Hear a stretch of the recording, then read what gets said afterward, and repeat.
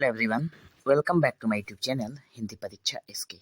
तो आज की इस वीडियो में हम लोग बात करेंगे कक्षा 9वीं के जो पहला चैप्टर है MIL हिंदी का, जिसका नाम है पद।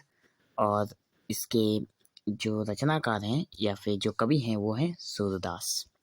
ठीक है, तो मैं पहले ही आप लोगों को बता दूं कि इस वीडियो में हम लोग ज़्यादा समझने का प्रयास नहीं करेंगे, क्योंकि समझाने का टाइम बहुत कम है, क्योंकि वीडियो बहुत लंबी होने वाली है।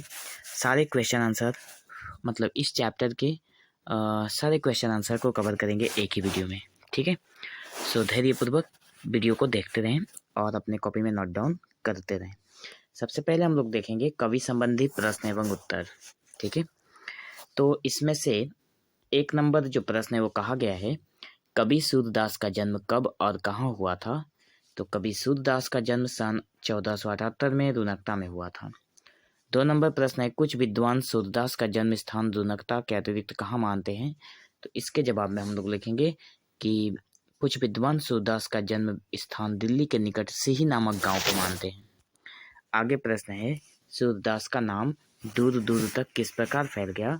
तो लिखेंगे, श्री कृष्ण के भजन गाने के कारण सूरदास का नाम दूर दूर तक फैल गया। परिवार से विरक्त होकर सूरदास कहाँ रहने लगे। तो परिवार से विरक्त होकर सूरदास यमुना किनारे गौ घाट पर रहने लगे थे। आगे है, सूरदास के गुरु कौन थे। तो सूरदास के गुरु थे स्वामी वल्लभाचार्य। ठीक है, 6ठा नंबर प्रश्न है, स्वामी वल्लभाचार्य ने सूरदास को भजन कीर्तन के लिए किस मंदिर में नियुक्त किया था। तो इसके जवाब में लिखेंगे, स्वामी वल्लभाचार्य ने सूरदास को भजन कीर्तन के लिए श्रीनाथ जी के मंदिर में नियुक्त किया था। 7वां नंबर प्रश्न है, महाकवि सूरदास का निधन कब और कहाँ हुआ। तो महाकवि सूरदास का निधन पारसोली में सन 1583 में हुआ था। महाकवि सूरदास किस रस के बेजोड़ कवि हैं। तो महाकवि सूरदास वात्सल्य एवं श्रृंगार जो रस है उसके बेजोड़ कवि हैं। आगे प्रश्न है, महाकवि सूरदास द्वारा रचित प्रमुख ग्रंथों के नाम लिखिए। तो इनके द्वारा रचित प्रमुख जो ग्रंथ हैं वो 3 ही हैं, सूरसागर, सूर सारावली और साहित्य लहरी।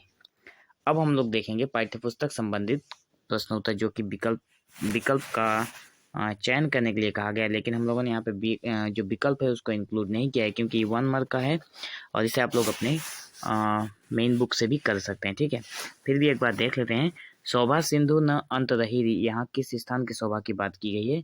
तो आंसर में होगा ब्रज। ठीक है, जशुमती कौन है। तो जशुमती यशोदा है। आगे है, बुझत श्याम कौन तू गोरी, इसमें गोरी शब्द किसके लिए प्रयुक्त हुआ है। तो राधा के लिए गोरी शब्द प्रयुक्त हुआ है। कवि ने रसिक शिरोमणि किसे कहा है। तो रसिक शिरोमणि कृष्ण को कहा है। ठीक है, ऑप्शन है, ऑप्शन में आप लोग ध्यान से देख लेना।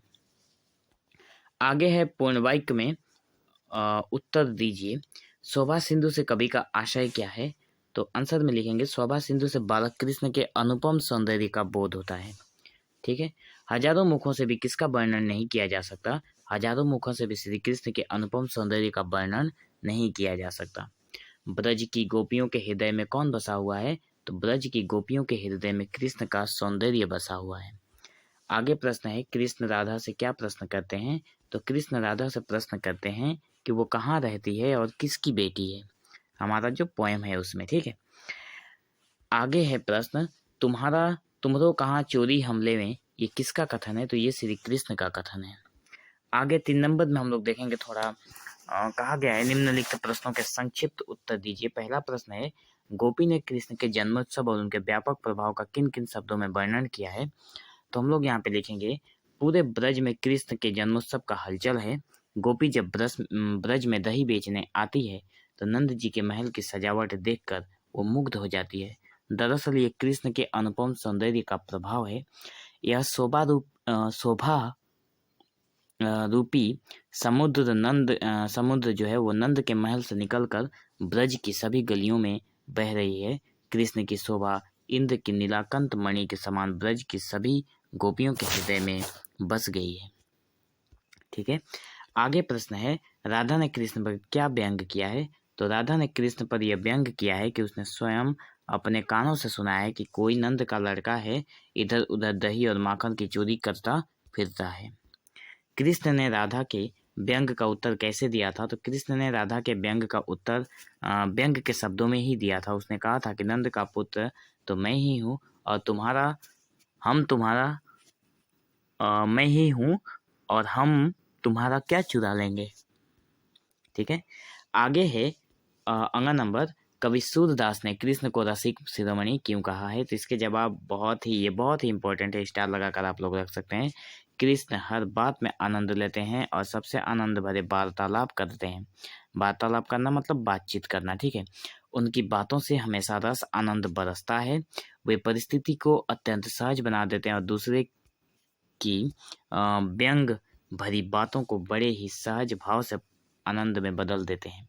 वे राधा और अन्य गोपियों की बातों में ऐसे भुलाते हैं कि सभी उनकी बातें मानकर खेलने चल देती हैं, मतलब कृष्ण के साथ खेलने के लिए वो रेडी हो जाती हैं। इन्हीं कारणों से कवि सूरदास ने कृष्ण को रसिक शिरोमणि अर्थात रसिकों में प्रेमियों में श्रेष्ठ रसिक कहा है। आगे जो प्रश्न है उसमें कहा गया है कि आशय स्पष्ट कीजिए। का नंबर में जसुमती उदर कहीरी, मतलब इसका आशय बताना है हमें। तो आंसर बहुत बड़ा है, इसे मैंने जितना छोटा हो सके मैंने छोटा किया है, ठीक है। इस पंक्ति का आशय ये है कि पूरे ब्रज में कृष्ण जन्मोत्सव मनाया जा रहा है कृष्ण का, ठीक है। गांव को सुंदर ढंग से सजाया गया है। ये सजावट नंद के महल से लेकर पूरे ब्रज गांव में की गई है। सभी कृष्ण की अनुपम छवि, अनुपम मतलब जिसकी कोई तुलना नहीं है, ठीक है। कृष्ण की अनुपम छवि देखने के लिए व्याग्र हैं, मतलब धैर्य नहीं रख पा रहे हैं लोग। व्याग्र का मतलब वही है अस्थिर हो जाना। हजारों मुखों से भी कृष्ण की शोभा का बखान नहीं किया जा सकता। सभी केवल यही कहते हैं कि यह अथाह सौंदर्य रूपी सागर माता यशोदा के उदर से उत्पन्न हुआ है। अर्थात यशोदा पुत्र कृष्ण की सुंदरता ब्रज की गोपियों के हृदय में बस गई है। आगे नंबर ख है, जो कि सूरदास प्रभु रसिक शिरोमणि, इसका भी आशय स्पष्ट करने के लिए कहा गया है। तो उत्तर में लिखेंगे आशय यह है कि कृष्ण वास्तव में प्रेमी श्रेष्ठ है। वे सबको अपनी प्रेम भरी बातों में ऐसे भुला देते हैं कि लोग अपना शुद्ध बुद्ध खोकर उनकी बातों में आ जाते हैं। राधा और कृष्ण का प्रेम जग जाहिर है। कृष्ण बातें बनाने में माहिर है और राधा अन्य गोपियां भी उनसे बात करने में आनंद लेती हैं। कृष्ण राधा को बातों में ऐसे बुलाते हैं कि वो अपना गुस्सा छोड़कर सब कुछ भूल जाती है। फिर सभी खेल में मग्न हो जाते हैं। इस प्रकार रसिकों में कृष्ण श्रेष्ठ है। आगे अगर हम बात करें तो भाषा एवं व्याकरण के दृष्टिकोण से हम लोग देखेंगे। निम्नलिखित शब्दों के प्रचलित खड़ी बोली के अनुसार आधुनिक रूप लिखना है, ठीक है। खड़ी बोली कुछ शब्द दिए गए हैं जिसका हमें आज के तौर पर उसका कैसे प्रयोग किया जाता है वही बताना है। आधुनिक मतलब आज। तो देखो शोभा में तंत्य है, यहाँ पे ताली बस लगा के यहाँ पे आंसर लिख दिया गया है, ठीक है। ये प्रश्न है ऊपर, जैसे शोभा, जसुमती, चोरी, श्याम, नीलमणि, शिरोमणि, दधी, और यहाँ पे उसके आंसर में होगा बस अक्षर में थोड़ा फेरबदल किया गया है। शोभा, जसुमती का यशुमती, चोरी का चोरी, श्याम का श्याम ही है, दंतेश्वर की जगह पर ताली बस हुआ है। नीलमणि में नीलमणि हुआ है, शिरोमणि में शिरोमणि हुआ है, दधी का जगह पे दही हुआ है। आशा करता हूँ आप लोग समझ गए होंगे। नेक्स्ट पार्ट को हम लोग देख रहे हैं, जैसे दो नंबर में कहा गया है निम्नलिखित शब्दों के दो पर्यायवाची शब्द लिखे। पर्यायवाची का मतलब होता है समार्थक शब्द लिखना है, ठीक है। तो शोभा का समार्थक शब्द होगा सुंदरता और सौंदर्य। यहाँ पे बीच में एक हाइफन होना चाहिए था जो नहीं है, ठीक है। यहाँ पे मैं दे देता हूँ। और भवन का मतलब हो गया आवास या फिर महल। सिंधु का हो गया सागर और जलधि। विधि का हो गया विधाता और ब्रह्मा। और एक विधि हो गया जिसका उपाय और तरीका होता है, उसका समानार्थी शब्द। वनिता का हो गया स्त्री और महिला। भार्या, तनुजा सब कुछ होता है। श्याम जो है वो कृष्ण और कन्हैया को भी कृष्ण कन्हैया को श्याम भी कहा जाता है, ठीक है। तो ये रहा हमारा जो चैप्टर था, चैप्टर नंबर 1, ठीक है। पद, ठीक है ना। पद जो चैप्टर है क्लास 9 के MIL हिंदी का, उसके पूरे चैप्टर का प्रश्न उत्तर जो कि आने वाले एग्जाम के दृष्टिकोण से बहुत ही इम्पोर्टेंट है। तो बने रहें इसी चैनल के साथ, और ताकि आने वाले हर लेटेस्ट वीडियोस के अपडेट आप तक जल्द पहुँचे। और अपने दोस्तों में भी इस वीडियो को शेयर करना ना भूलें, क्योंकि जिस किसी को भी इस वीडियो की ज़रूरत हो, आप लोगों के द्वारा ही उसके वहाँ तक पहुँचाया जा सकता है। ठीक है। So thank you for watching this video. Have an awesome day.